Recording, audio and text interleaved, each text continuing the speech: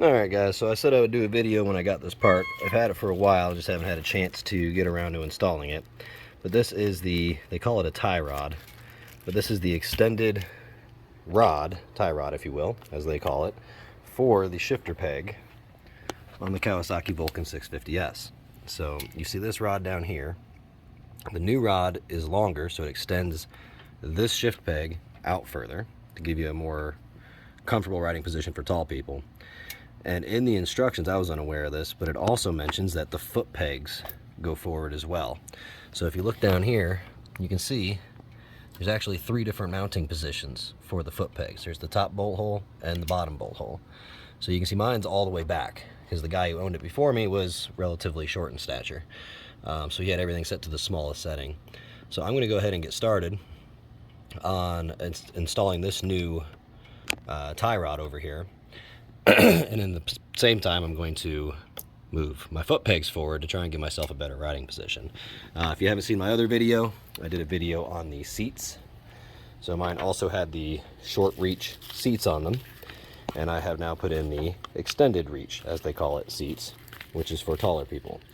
Just the seat alone made a pretty huge difference on the bike.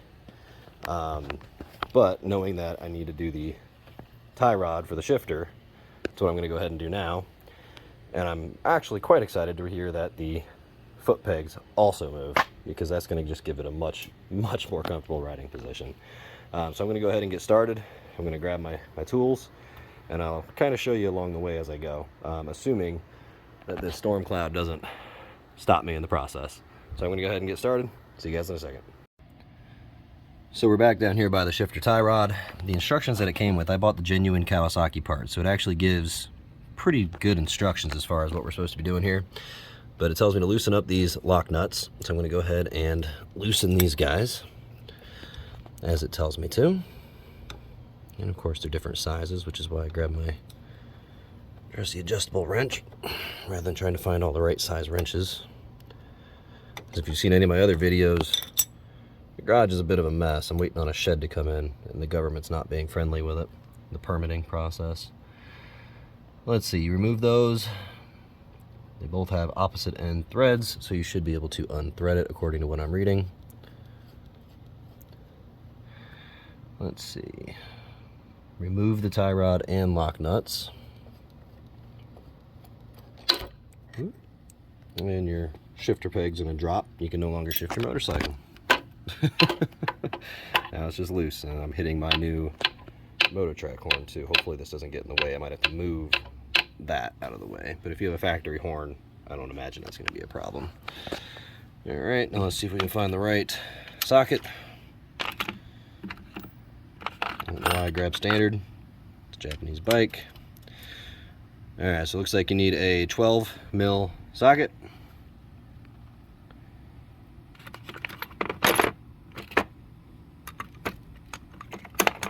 Sorry, it's hard to do this with one hand on a phone.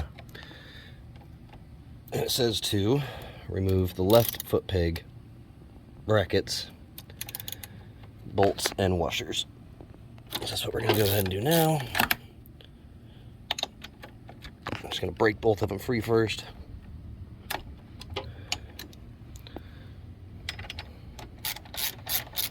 I have an electric ratchet that's still sitting brand new in the box in my garage. I just haven't opened it yet. Probably should have done that for this job. Would have been a lot faster. Don't lose your washers. Apparently it wants to fall out as soon as you undo it. And I'm assuming my foot peg's going to drop as soon as this one's undone.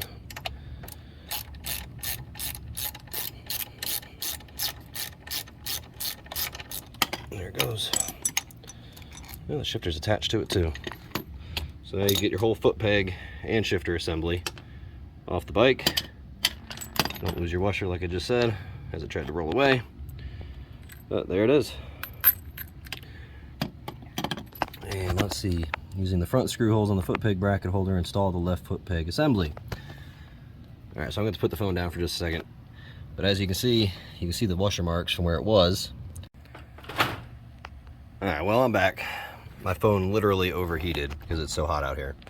But as I was saying, you can see the shifter holes where the washers used to be. We're going to move that forward. There is a standard reach that you can get as well. depending on your height. And then there's the extended reach, which is what I have here. So I'm going to go ahead and bolt these up. I'm going to need both hands though. All right, I've got it snugged on there just a little bit. You can see the washers go right where they were on both sides. And now I'm leaving the 2 holes in the back open as I'm going for the extended reach. So I'm going to tighten these guys down real fast.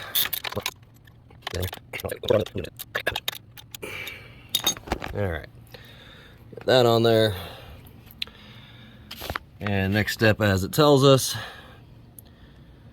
install the foot peg bracket, install the collar so that the rubber side faces outward. What? Oh, look at that. Left foot peg bracket bolts, 18 foot-pound. So if you have a torque wrench, which I do, I'm going to go grab, you can actually specify this. So I'm going to be right back with that. My torque wrench is being elusive given the state of my garage, so I'm just giving it a nice little tighten down. It does say to make sure that these rubber grommets or washers are on the outside. Looks like I crushed that one pretty good, but or on the outside, so we're good there. I'm just going to give them another little tighten because they said 18 foot-pound. And I'm going to just guesstimate what 18 foot-pounds feels like.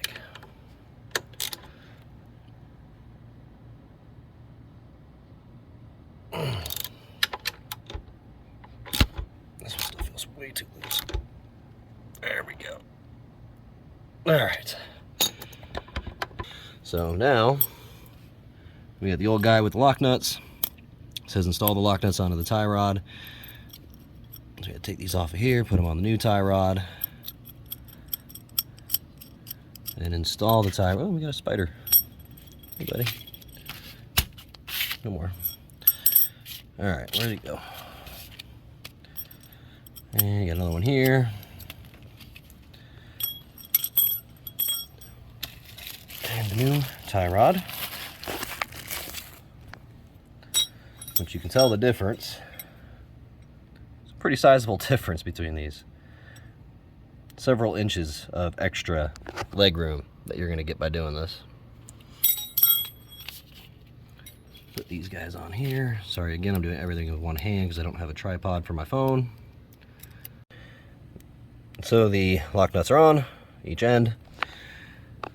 Install the tie rod with the length between the lock nuts as shown. So we've got one end over here that it screws into, maybe. All right, I'm probably gonna need 2 hands for this too, but you got one end over there and one end over here, which is where you took the old one out of. I'm gonna screw these into that real quick. All right, so as I said before, this is reverse threaded, so you screw it one way and it screws in on both sides, which is quite handy. In the instructions, it says 204 plus 1 millimeter, which is roughly about 8 inches. Since all my tape measures are in inches, that's the way I'm going to measure it. So we're going to go from here.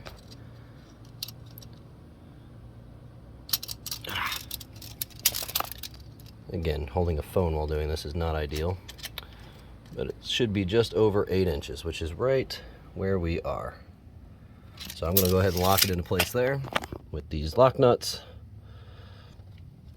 which it also gives a torque spec for those of 87 inch-pound. And again, if you have a torque wrench, I recommend using it, but I am just going to go by feel. I would imagine if you over tighten these, you're going to have a hell of a time breaking something or stripping it, or if you ever need to take it back off for any reason. It's 87 inches, really not a lot. Basically snug them up and then give them another half turn is what I'm going to do. There we go. All right, so that's one side done. And what I worried about is coming true. I'm gonna have to move my motor horns because that's not gonna work. But basically, the next steps are the same things on the other side for the right foot peg, minus the actual rod. So on the right side, I'll video that too, but you're just going to remove the 2 bolts and move it forward or backwards, depending on if you're doing extended like I did, or if you're going to a shorter or standard reach. All right. So to solve my dual track moto horn issue, I basically just took the bracket over here, loosened up that bolt a little bit, angled these differently so they're still sitting up and down, but now I have clearance for my shifter peg to not hit the horns. So if you're doing this, if you do have the moto horns, if you watch my video on that, it still will work with the extended shifter. You just have to adjust them over a little bit. All right, now I'm going to go to the other side. I'm going to take a quick second to say please be sure to like, subscribe, and share if you found anything on this video informative or helpful. Appreciate it. Alright, so I wasn't planning on filming the right foot peg because I figured it would be pretty straightforward. But a couple things to point out. It's still a 12 mil for your bracket bolts. You can use a standard one for the front or for the rear bolt. The front bolt, you have your brake pedal in the way. So you're going to need either an extension or a deep socket. Either one will work. And I also noticed, which I don't know why I didn't think about this, all of your brake lines are on this foot peg. So there is something to be said about what you need to do here. It's still pretty straightforward. It's easier than the other side even. But I figured I'd go ahead and film it just in case some of y'all wanted to see it. So take these out, and that should loosen up your whole assembly. Be careful of your brake lines, not like I am because I only have one hand at the moment. But they apparently gave it enough room to fit. So there is enough line here to bring it forward, and you can see all the bolt holes here. So let me brighten that up. You can see where it used to be, these two holes here. It's going to move forward, 1, 2. And these 2 holes in the middle is for this bracket. So this bracket here actually pushes up against here, which helps give you that support when you're standing on your pegs or something along those lines. So I'm going to go ahead and grab the right size socket for this because I don't believe it's a 12. It is not. I believe it's an 8, and I'll be right back. And forget what I said about it being potentially an 8. It is a 10 millimeter you need for these two. Go ahead and break them loose if I don't shake the whole bike down doing it. Goodness, I'm going to need 2 hands for this. Give me a second. I'm going to break these. So I got those broke loose. Took quite a bit of force, but with 2 hands it was able to do it. So you undo these, pull them out.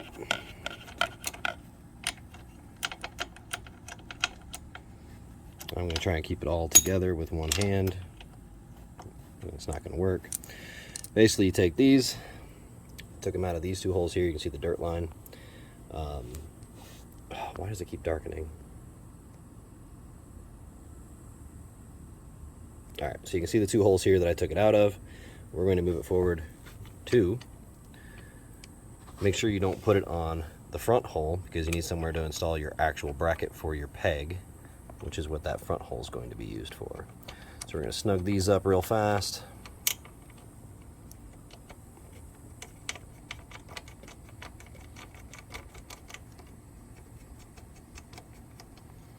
And for these ones, it does not give a torque spec, but for the actual foot bolts, it does. It's the same 18 foot-pounds. So again, if you have a torque wrench, use it. I'm just going off feel. And these guys were tight enough to shake the whole bike, so I'm going to really snug them up. Kawasaki wanted them tight, so they're going to be tight.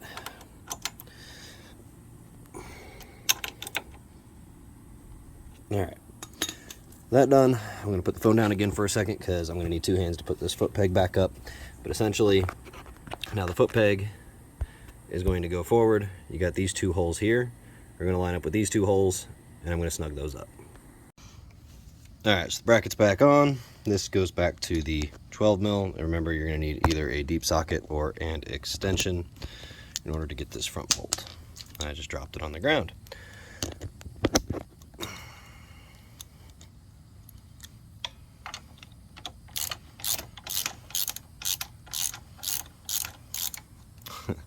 Remember, lefty loosey, righty tighty. And it's not lined up anymore. In order to get these snugged up, you kind of have to wiggle it a little bit because your brake and your foot peg assembly are all quite heavy, so it pulls it down, which wants to give it the wrong angle, which makes it difficult to tighten. So if you're using 2 hands, you can lift up on the bottom like this, while you screw it, which will definitely help make sure it gets in there straight and you're not cross-threading anything. I'm using one hand, so it's a little bit trickier, but you get the point.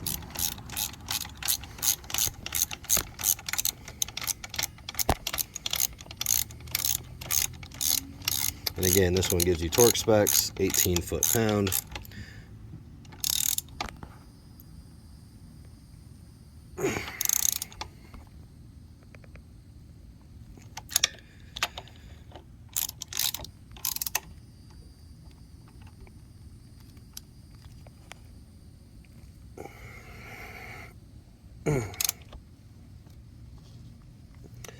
Alright, she's on there, she ain't going anywhere. And you'll notice where your bolt holes are, you got the two in there, that's your stopper, that helps support your foot peg. You got your bolt brackets, so you're basically doing these two bolts and these two bolts, and you're moving them forward 2 spots. So every single one of them is going forward 2 spots.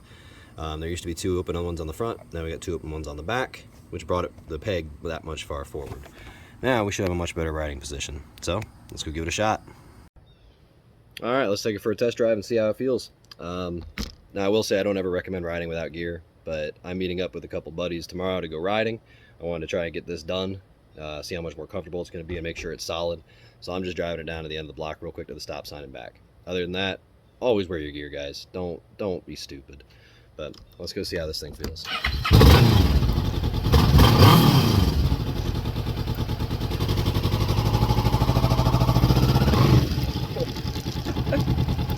I'm so used to the old position of the foot pegs, I just missed them.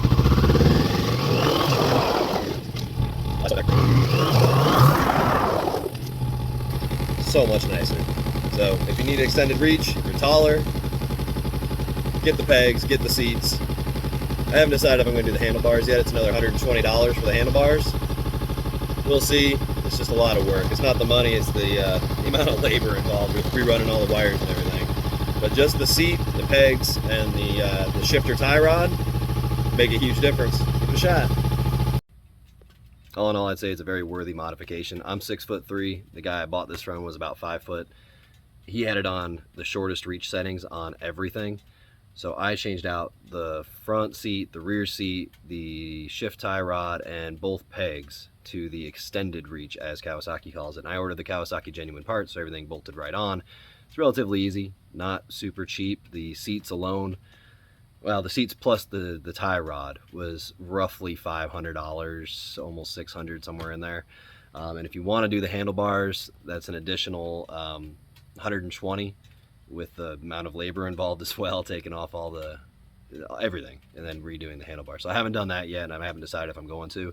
So just doing the pegs and the shift rod, tie rod, along with the seats, made a huge difference. Before, I felt like I was kind of hunched in.